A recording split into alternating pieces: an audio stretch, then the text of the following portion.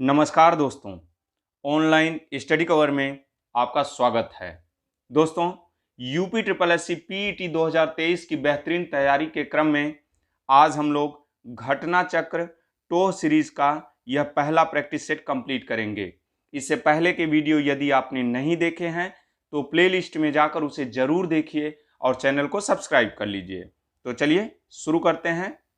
आज का पहला क्वेश्चन है, भारत अपनी अंतर्राष्ट्रीय सीमा सबसे कम किस देश से साझा करता है?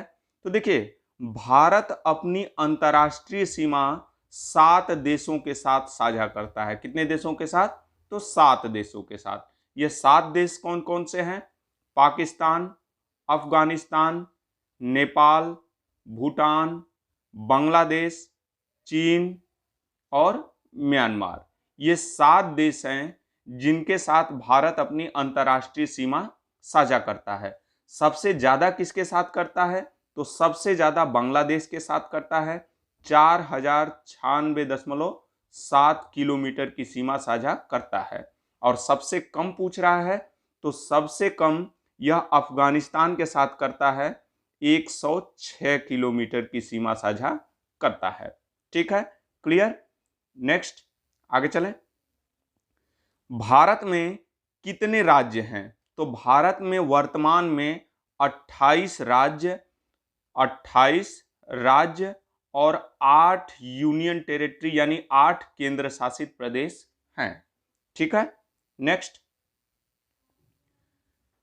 निम्नलिखित में से कौन सी जोड़ी किसी राज्य और उससे संबंधित कला शैली को दर्शाती है? तो कौन सी जोड़ी राज्य और उससे संबंधित कला शैली को दर्शाती है?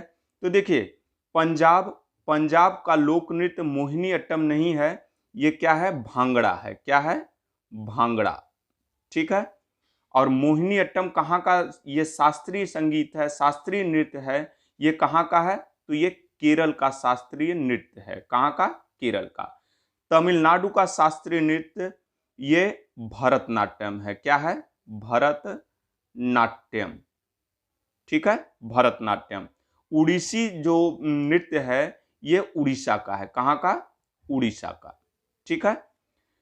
असम का लोक नृत्य, असम का शास्त्रीय संगीत यानी शास्त्रीय नृत्य कौन सा होता है? तो सत्रिया होता है। क्या होता है? सत्रिया। ठीक है, असम का शास्त्रीय नृत्य सत्रिया होता है। और ये कथकली कहाँ की है? ये केरल की है। ठीक है, तो ये भी ऑप्शन कट है, ये भी ऑप्शन गलत है, ये भी ऑप्शन गलत है। और उत्तर प्रदेश का शास्त्रीय नृत्य क्या है? ये कथक है। ठीक है, तो आपका आंसर क्या हो जाएगा? बी। क्या हो जाएगा? बी। आगे चलें। भारत में सर्वोच्च वीरता पुरस्कार कौन सा है? तो भारत में सर्वोच्च वीरता पुरस्कार यह परमवीर चक्र है। क्या है? परमवीर चक्र। ठीक है, इसकी शुरुआत कब से हुई है? तो इसकी शुरुआत 26 जनवरी 1950 में हुई थी। कब हुई थी? 26 जनवरी 1950 में। और यदि भारत का सर्वोच्च वीरता पुरस्कार न पूछ करके भारत का सर्वोच्च पुरस्कार कौन सा है? तो भारत का सर्वोच्च पुरस्कार यह भारत रत्न है। क्या है? भारत रत्न। ठीक है, इसकी शुरुआत कब हुई थी? तो इसकी शुरुआत 1954 में हुई थी। और 1954 में 3 व्यक्तियों को भारत रत्न दिया गया था। 3 व्यक्तियों को भारत रत्न दिया गया था। ये 3 व्यक्ति कौन कौन से थे? तो पहले थे सर्वपल्ली राधाकृष्णन,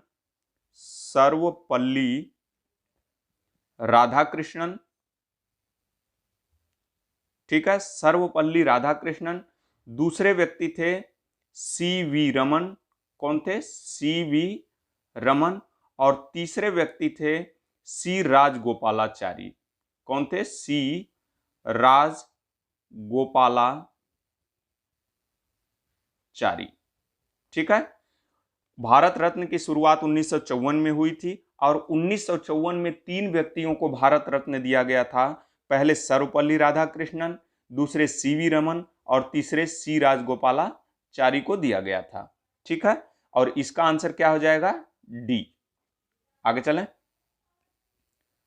अंतरराष्ट्रीय पर्वती दिवस किस तिथि को मनाया जाता है? तो अंतर्राष्ट्रीय पर्वतीय दिवस यह 11 दिसंबर को मनाया जाता है। कब मनाया जाता है? 11 दिसंबर को। ठीक है। 14 नवंबर को क्या मनाया जाता है? तो 14 नवंबर को बाल दिवस मनाया जाता है। क्या मनाया जाता है? बाल दिवस मनाया जाता है। 2 अक्टूबर को महात्मा गांधी जी की जयंती है। ठीक है। 2 अक्टूबर को क्या है? महात्मा गांधी जी की जयंती है। ठीक है, आगे चलें। निम्नलिखित में से किस वर्ष में दक्षिण एशियाई क्षेत्रीय सहयोग संगठन यानी सार्क की स्थापना हुई थी? देखिए, सार्क की स्थापना दिसंबर 1985 में हुई थी। कब हुई थी? दिसंबर 1985 में हुई थी। ठीक है। सार्क का हेडक्वार्टर कहाँ है? तो सार्क का हेडक्वार्टर काठमांडू में है। कहाँ? काठमांडू, नेपाल में। काठमांडू, नेपाल में। और सार्क की पहली बैठक कहाँ हुई थी? तो पहली बैठक इसकी ढाका में हुई थी। कहाँ? ढाका, बांग्लादेश में। ठीक है। सार्क का हेडक्वार्टर कहाँ है? काठमांडू में। और सार्क की स्थापना 1985 में हुई थी और सार्क की पहली बैठक ढाका में हुई थी। ठीक है। और सार्क में कितने सदस्य देश हैं? तो सार्क में 8 देश हैं। कौन कौन से? 8 सदस्य देश हैं। कौन कौन से 8 सदस्य देश हैं? तो देखिए, पाकिस्तान, अफगानिस्तान, नेपाल, भूटान, बांग्लादेश, अपना इंडिया, अपना प्यारा भारत, और मालदीव और श्रीलंका। ठीक है। कितने देश हो गए? 4 और 4 8। 8वां देश कौन सा बना है? तो अफगानिस्तान। कौन सा? अफगानिस्तान। एक चीज आप जरूर ध्यान रखिएगा कि म्यांमार यह सार्क का सदस्य नहीं है। ठीक है। इस चीज को आप याद रखिएगा, क्योंकि पूछ देता है ऑप्शन दे करके इनमें से कौन सार्क का सदस्य नहीं है, उस ऑप्शन में म्यांमार जरूर देता है। ठीक है। तो म्यांमार यह सार्क का सदस्य नहीं है, इस चीज को आप ध्यान रखना। ठीक है, आगे चलें। 7वां क्वेश्चन देख लेते हैं। निम्नलिखित में से कौन सा पहाड़ी इलाका, हिल स्टेशन उत्तराखंड में नहीं है? तो उत्तराखंड में इनमें से कौन सा स्टेशन नहीं है? तो ये दरिंगबाड़ी। कौन सी? दरिंगबाड़ी। यह उड़ीसा में पड़ती है। कहां? उड़ीसा में। ठीक है, आगे चलें। गोल, इसको थोड़ा सा ऊपर कर लेते हैं। गोल किस प्रसिद्ध भारतीय खिलाड़ी की आत्मकथा है? गोल किस प्रसिद्ध भारतीय खिलाड़ी की आत्मकथा है? तो ये मेजर ध्यानचंद का। किसका? मेजर ध्यानचंद की आत्मकथा है गोल। ठीक है, आगे चलें। लोकसभा के लिए चुनाव में निर्वाचित होने के लिए किसी व्यक्ति के लिए न्यूनतम आयु सीमा क्या है? तो लोकसभा के चुनाव में निर्वाचित होने के लिए किसी व्यक्ति के लिए न्यूनतम सीमा कितनी होती है? तो 25 वर्ष। कितनी? 25 वर्ष। यदि राज्यसभा पूछे तो राज्यसभा में निर्वाचित होने के लिए 30 वर्ष होती है। कितनी आयु कितनी होती है? 30 वर्ष। ठीक है। 21 वर्ष यह ग्राम पंचायत का चुनाव लड़ने के लिए होती है। कितनी? 21 वर्ष ग्राम पंचायत का चुनाव लड़ने के लिए आयु कितनी होनी चाहिए? तो 21 वर्ष होनी चाहिए। 18 वर्ष यह मत देने की आयु है। क्या है? मत देने यानी मतदाता की आयु। मतदाता की आयु कितनी होती है? तो 18 वर्ष। आपका आंसर क्या हो जाएगा? सी, 25 वर्ष। ठीक है, आगे चलें। मिश्रित अर्थव्यवस्था का अर्थ क्या है? तो मिश्रित अर्थव्यवस्था का अर्थ जहां राष्ट्रीय अर्थव्यवस्था में सार्वजनिक के साथ साथ निजी क्षेत्र भी विद्यमान होते हैं, वो मिश्रित अर्थव्यवस्था कहलाती है। तो आपका आंसर क्या होगा? बी। ठीक है, नेक्स्ट। हरित क्रांति का सर्वाधिक प्रभाव किसमें देखा गया? तो देखिए, हरित क्रांति की शुरुआत 1967-68 में हुई थी। कब हुई थी? 1967-68 में। और भारत में हरित क्रांति का जनक किसे कहा जाता है? तो एम एस स्वामीनाथन को। किसको? MS स्वामीनाथन को। ठीक है। और विश्व में हरित क्रांति का जनक किसको कहा जाता है? तो नॉर्मन बोरलॉग को। किसको? नॉर्मन बोरलॉग को। ठीक है, नॉर्मन बोरलॉग को कहा जाता है। विश्व में हरित क्रांति का जनक किसको कहा जाता है? तो नॉर्मन बोरलॉग को। और भारत में हरित क्रांति का जनक किसको कहा जाता है? तो MS स्वामीनाथन को। और हरित क्रांति का सर्वाधिक प्रभाव यह गेहूं की फसलों पे पड़ा। किस पर? गेहूं की फसलों पे पड़ा। ठीक है। नेक्स्ट, भारतीय रिजर्व बैंक का राष्ट्रीयकरण किस वर्ष किया गया था? तो देखिए, भारतीय रिजर्व बैंक यानी RBI की स्थापना यह 1935 में हुई थी। कब हुई थी? 1935 में। ठीक है। और इसका राष्ट्रीयकरण ये 1949 में किया गया था। कब किया गया था? 1949 में। ठीक है। और RBI के वर्तमान में गवर्नर कौन है? तो शक्तिकांत दास। कौन है? शक्तिकांत दास है।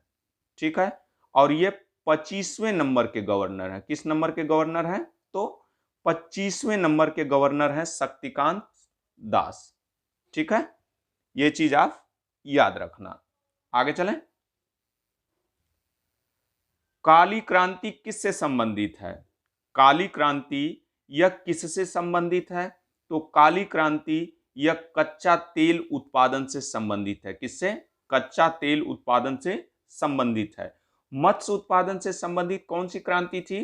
तो नीली क्रांति। क्या थी? नीली क्रांति। ठीक है। मत्स्य उत्पादन से संबंधित कौन सी क्रांति थी? तो नीली क्रांति थी। और सरसों या तिलहन उत्पादन से संबंधित क्रांति कौन सी थी? तो पीली क्रांति। कौन सी? पीली क्रांति। ठीक है, इस चीज को आप याद रखना। नेक्स्ट, योजना आयोग के स्थान पर नीति आयोग का गठन कब हुआ? तो देखिए, योजना आयोग की स्थापना यह 1950 में हुई थी। कब हुई थी? 1950 में। और इसके अध्यक्ष बाय डिफॉल्ट प्रधानमंत्री ही होते थे। ठीक है। और योजना आयोग को नीति आयोग में 1 जनवरी 2015 को बदल दिया गया था। ठीक है। योजना आयोग के स्थान पर नीति आयोग कब गठित हुआ था? तो 1 जनवरी 2015 को। ठीक है। नीति आयोग का पूर्ण रूप बहुत पूछता है, इसका फुल फॉर्म काफी पूछता है। तो नीति आयोग का फुल फॉर्म क्या होगा? National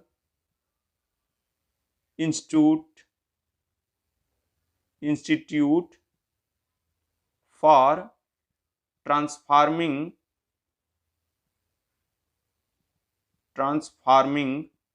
India. ठीक है। National institute for transforming India यह नीति आयोग का फुल फॉर्म होता है। ठीक है। इसके अध्यक्ष कौन है? तो इसके अध्यक्ष भी बाय डिफॉल्ट प्रधानमंत्री जी होते हैं, यानी नरेंद्र मोदी जी नीति आयोग के अध्यक्ष हैं। और उपाध्यक्ष कौन है? इसके नीति आयोग के उपाध्यक्ष कौन है? उपाध्यक्ष कौन है? तो यह सुमन के बेरी। कौन है? सुमन के बेरी। सुमन के बेरी यह नीति आयोग के उपाध्यक्ष हैं। और नीति आयोग के CEO कौन है वर्तमान में? तो नीति आयोग के CEO BR सुब्रमण्यम है। कौन है? BR सुब्रमण्यम। ठीक है। नीति आयोग के अध्यक्ष प्रधानमंत्री नरेंद्र मोदी हैं।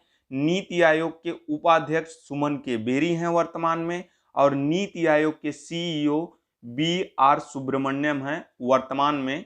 ठीक है। और योजना आयोग के स्थान पर नीति आयोग 1 जनवरी 2015 में गठन हुआ था। ठीक है। नीति आयोग यह थिंक टैंक के सिद्धांत पर काम करता है। किस पर? थिंक टैंक की तरह काम करता है। ठीक है, आगे चलें।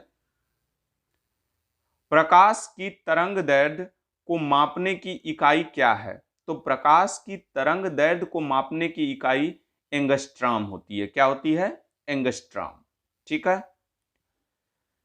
टीवी रिमोट कंट्रोल किसके सिद्धांत पर कार्य करता है? तो टीवी रिमोट कंट्रोल यह किसके सिद्धांत पर कार्य करता है? तो इंफ्रारेड तरंग पर कार्य करता है। ठीक है, आगे चलें। विटामिन ए को किस नाम से भी जाना जाता है? तो विटामिन ए को किस नाम से जाना जाता है? तो रेटिनाल के नाम से। किस नाम से? रेटिनाल के नाम से जाना जाता है। थायमिन यह विटामिन बी का रासायनिक नाम है। राइबोफ्लेविन या रिबोफ्लेविन यह विटामिन बी2 का रासायनिक नाम है। किसका? विटामिन बी2 का रासायनिक नाम है। अब कैल्सीफेरॉल यह विटामिन डी का रासायनिक नाम है। क्या है? विटामिन डी का रासायनिक नाम कैल्सीफेरॉल। विटामिन बी2 का रासायनिक नाम राइबोफ्लेविन या रिबोफ्लेविन। विटामिन बी का रासायनिक नाम क्या है? थायमिन। और विटामिन ए का रासायनिक नाम क्या है?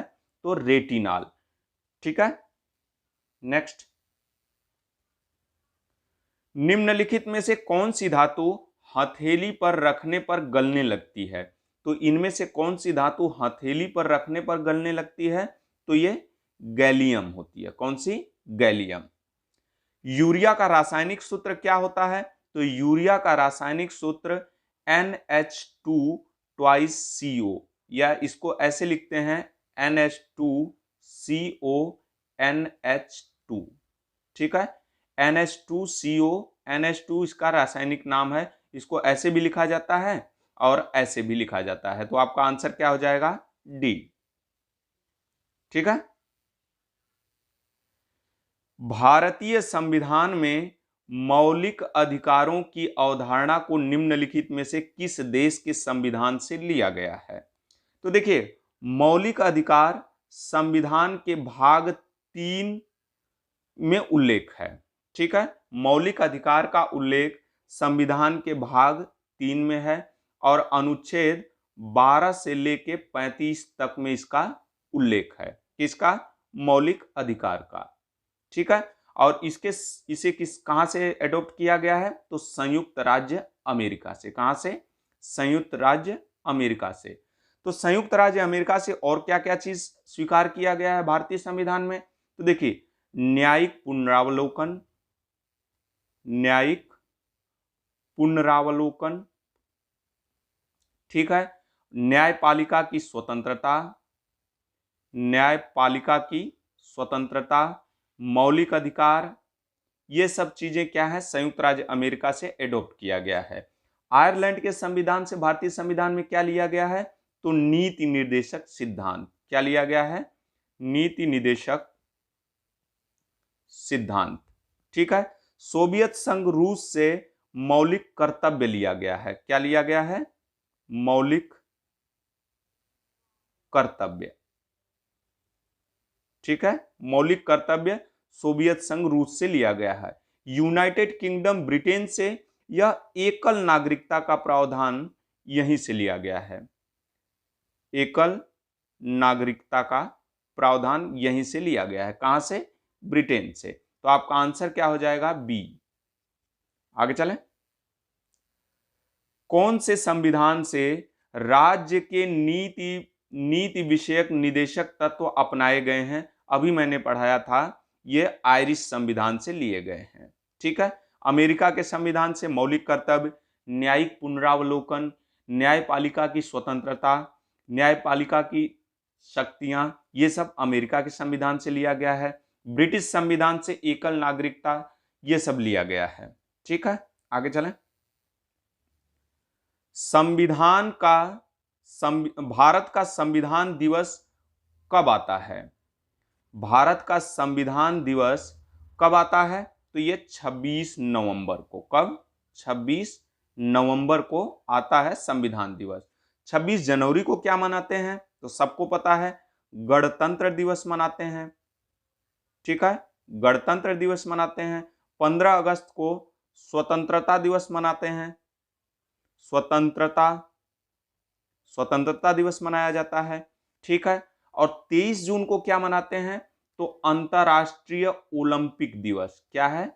अंतर्राष्ट्रीय ओलंपिक दिवस। अंतर्राष्ट्रीय ओलंपिक दिवस मनाया जाता है 23 जून को। ठीक है, आगे चलें। दोस्तों, वीडियो पसंद आ रही है तो लाइक कीजिए, शेयर कीजिए और ऐसे ही वीडियो पाने के लिए चैनल को सब्सक्राइब कर लीजिए। तो चलिए शुरू करते हैं आगे। यह निर्णय लेने का अधिकार किसको है कि बिल मुद्रा बिल है अथवा नहीं, यानी धन विधेयक है या नहीं, यह निर्णय लेने का अधिकार किसको है। तो देखिए, धन विधेयक का उल्लेख अनुच्छेद 110 में किया गया है और इसका निर्णय लेने का अधिकार किसको है, तो लोकसभा अध्यक्ष को। किसको? लोकसभा अध्यक्ष को।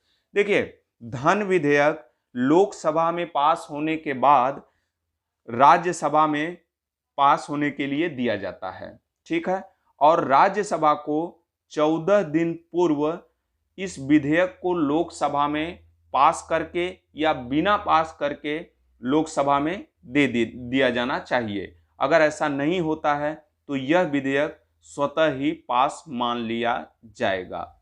यानी कह सकते हैं कि ये हम कह सकते हैं कि धन विधेयक के संबंध में लोकसभा का कोई रोल नहीं है। ठीक है, भारत में स्थापित पहला उच्च न्यायालय कौन सा है, तो भारत में स्थापित पहला उच्च न्यायालय यह कोलकाता उच्च न्यायालय है। कौन सा? कोलकाता उच्च न्यायालय। 1862 में इसकी स्थापना हुई थी। 1861 के अधिनियम के तहत 1862 में इसकी स्थापना हुई थी। ठीक है, इस चीज को याद रखना। अब आगे चलें। भारत छोड़ो आंदोलन, भारत छोड़ो आंदोलन के समय ब्रिटेन का प्रधानमंत्री कौन था? ठीक है, भारत छोड़ो आंदोलन के समय इंग्लैंड के प्रधानमंत्री कौन थे? तो देखिए, भारत छोड़ो आंदोलन 8 अगस्त 1942 में शुरू हुआ था। कब हुआ था?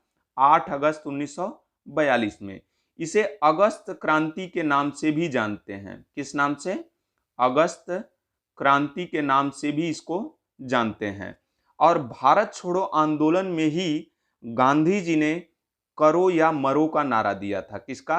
करो या मरो का नारा भी दिया था। किसने? महात्मा गांधी ने। ठीक है, और इसी भारत छोड़ो आंदोलन के समय गवर्नर जनरल कौन था? तो गवर्नर जनरल लिनलिथगो था। कौन था? Linlithgow, sorry, Linlithgow. ठीक है, कौन गवर्नर जनरल था? लिनलिथगो। और इस समय प्रधानमंत्री कौन था? तो विंस्टन चर्चिल थे। कौन थे? Winston Churchill. बी आपका ऑप्शन हो जाएगा। आगे चलें। भारतीय राष्ट्रीय कांग्रेस की प्रथम महिला अध्यक्ष कौन थी? तो भारतीय राष्ट्रीय कांग्रेस की प्रथम महिला अध्यक्ष एनी बेसेंट थी। कौन थी? एनी बेसेंट थी। ठीक है, इन्होंने 1917 कलकत्ता अधिवेशन की अध्यक्षता इन्होंने किया था। ठीक है, और भारतीय राष्ट्रीय कांग्रेस की पहली भारतीय महिला अध्यक्ष कौन थी? तो अगर पहली भारतीय महिला अध्यक्ष पूछे तो ये सरोजनी नायडू थी। इन्होंने 1925 के कानपुर अधिवेशन की अध्यक्षता की थी। इन्होंने किसकी?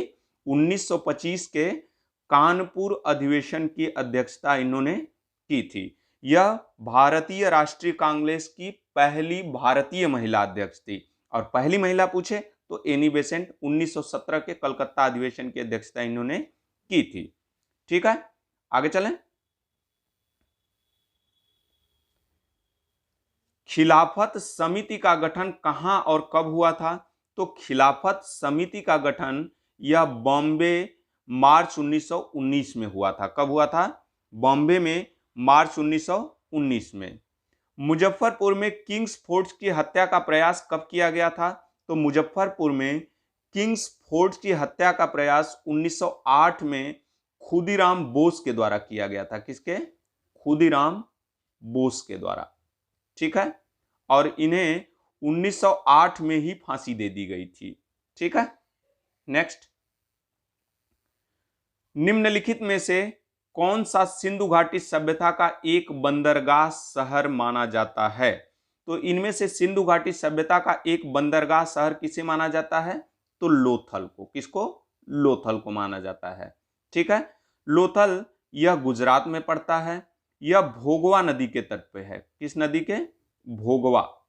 भोगवा नदी के तट पे स्थित है। इसकी खोज किसने की थी? तो S.R. राव ने। ठीक है, इसकी खोज S.R. राव ने की थी। यह गुजरात में पड़ता है और यहीं से बंदरगाह के भी साक्ष्य मिले हैं। ठीक है, हड़प्पा यह रावी नदी के तट पर है। किस नदी के? रावी नदी के तट पे है। यह पाकिस्तान में पड़ता है। कहां? पाकिस्तान में यह पड़ता है। इसकी खोज दयाराम साहनी ने की थी। किसने? दयाराम साहनी ने। रोपड़ यह सतलज नदी के तट पे है। सतलज नदी के तट पर है और यह पंजाब में स्थित है। कहां? पंजाब में। ठीक है, बनावली। बनावली यह हरियाणा में पड़ता है। कहां? हरियाणा में पड़ता है और इसकी खोज किसने की है? तो R.S. बिष्ट ने। किसने? R.S. बिष्ट ने खोज की है। और यह हरियाणा के किस जिले में पड़ता है? यह क्वेश्चन पूछा गया है। यह हरियाणा के यह फतेहाबाद जिले में पड़ता है। कहां? फतेहाबाद जिले में पड़ता है। ठीक है, तो आपका आंसर क्या हो जाएगा? बी।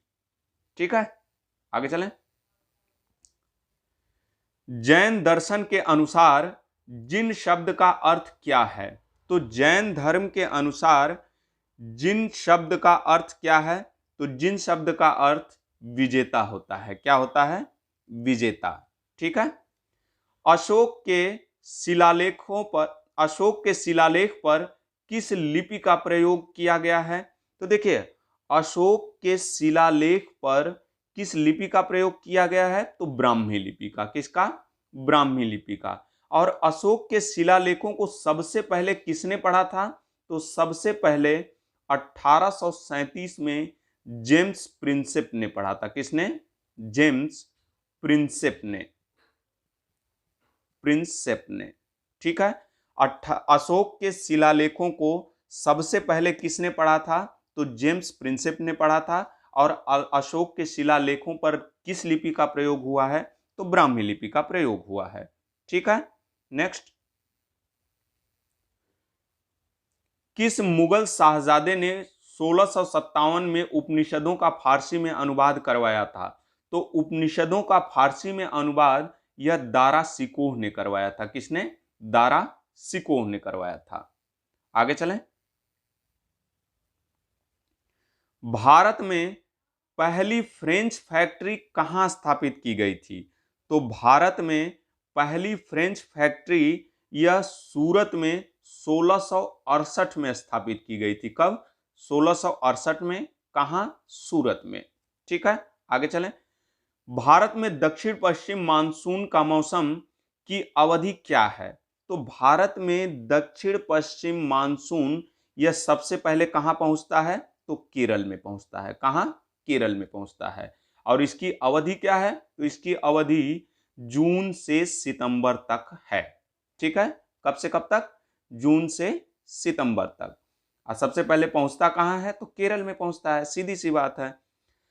चंदन का पेड़ किस प्रकार के वनों में उगता है? तो चंदन का पेड़ यह उष्णकटिबंधीय पर्णपाती वनों में उगता है। ठीक है, आगे।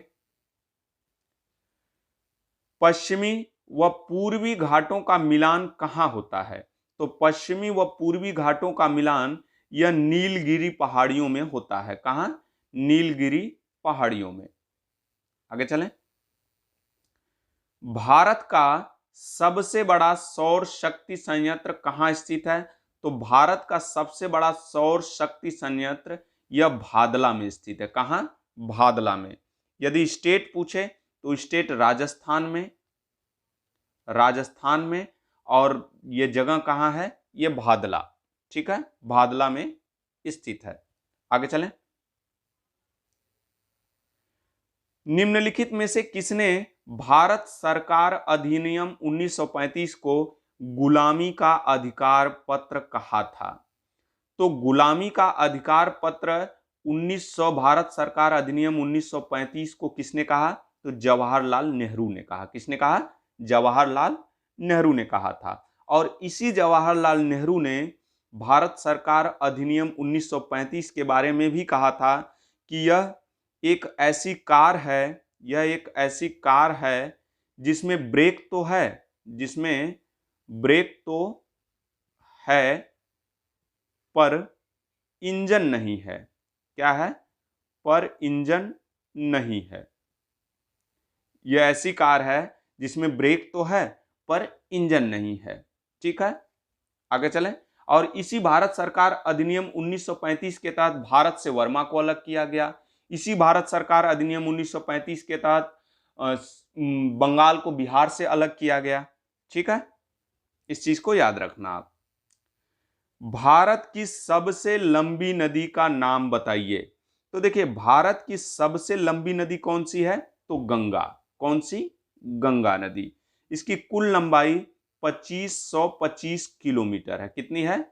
2525 किलोमीटर। ठीक है, और यह भारत के 5 राज्यों से होकर बहती है। कितने राज्यों से होकर बहती है? तो 5 राज्यों से होकर बहती है। ये 5 राज्य कौन कौन से हैं? तो उत्तराखंड, उत्तर प्रदेश, बिहार, झारखंड और पश्चिम बंगाल। ठीक है, ये 5 राज्यों से होकर बहती है गंगा नदी। और इस गंगा नदी को 2008 में राष्ट्रीय नदी घोषित किया गया था। क्या किया गया था?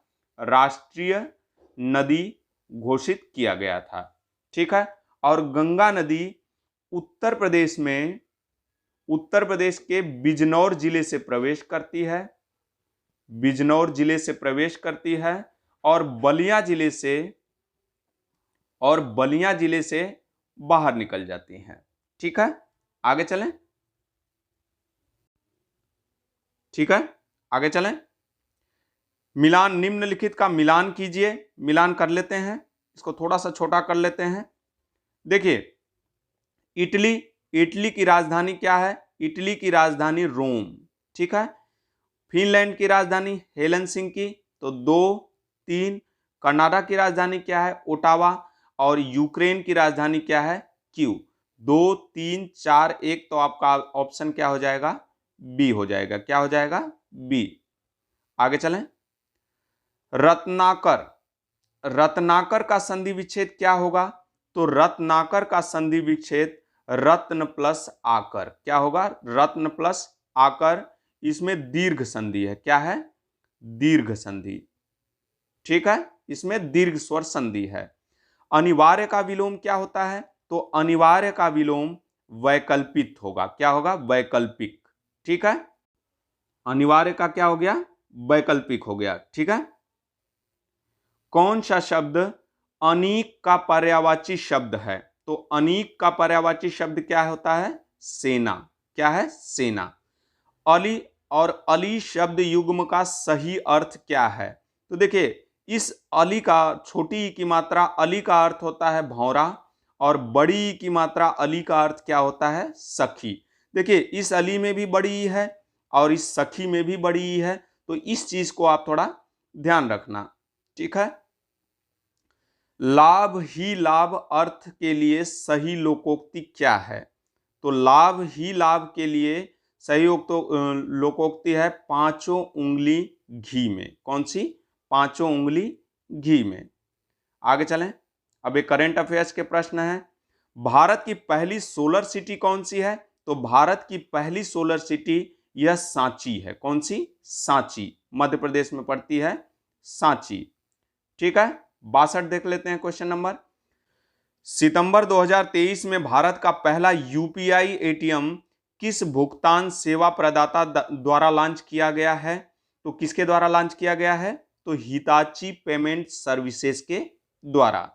ठीक है, आगे चलें। भारत में राष्ट्रीय अंतरिक्ष दिवस कब मनाया जाएगा? तो देखिए, प्रधानमंत्री नरेंद्र मोदी जी ने राष्ट्रीय अंतरिक्ष दिवस की घोषणा की है कि अब प्रत्येक वर्ष 23 अगस्त को राष्ट्रीय अंतरिक्ष दिवस मनाया जाएगा। ठीक है, आगे चलें।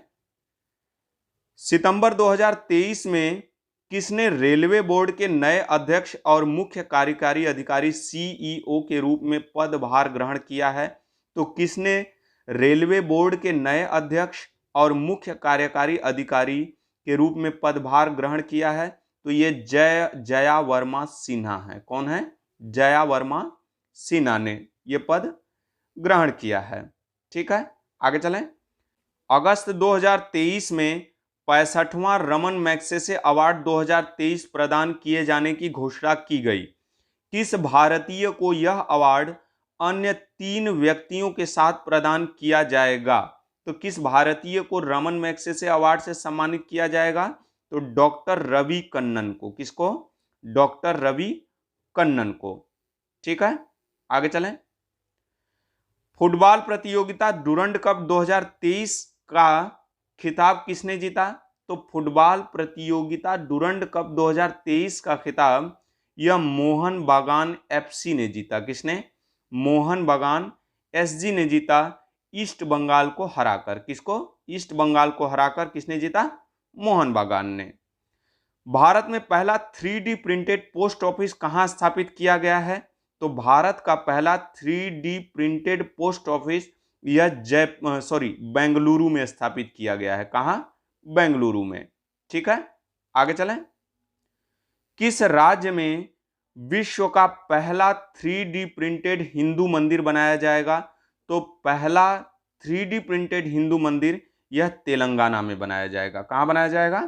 तो तेलंगाना में बनाया जाएगा। प्रधानमंत्री विश्वकर्मा योजना के तहत प्रथम चरण में कितने पारंपरिक व्यवसायों को शामिल किया जाएगा? तो प्रधानमंत्री विश्वकर्मा योजना के तहत यह 18 व्यवसायों को शामिल किया जाएगा शुरू के प्रथम चरणों में। ठीक है। हरिहरपुर संगीत विश्वविद्यालय उत्तर प्रदेश के किस जिले में बनाया जा रहा है? तो यह आजमगढ़ में बनाया जा रहा है। कहां? आजमगढ़ में। दोस्तों, इस वीडियो को यहीं पे कंप्लीट करते हैं। कल एक नए वीडियो के साथ हाजिर होंगे। तब तक के लिए धन्यवाद।